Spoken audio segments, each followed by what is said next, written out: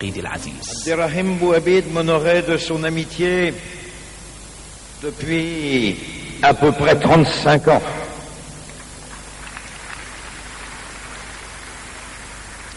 C'est le combat contre le colonialisme qui nous a réunis. J'ai du mal à dater notre première rencontre.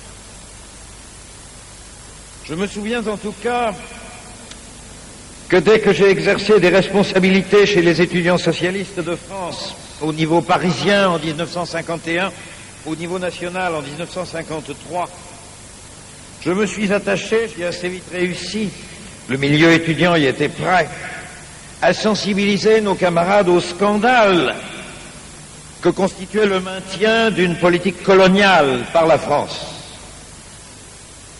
C'était un homme de conviction, un homme de compétence, un homme de courage, un homme de responsabilité.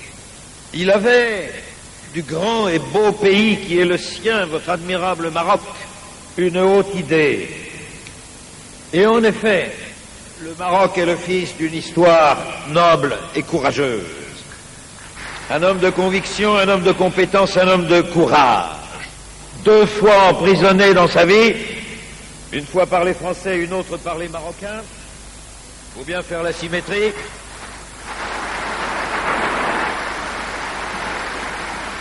Une fois exilé, si Abderrahim est un homme qui ne transigeait pas sur ce qu'il jugeait essentiel.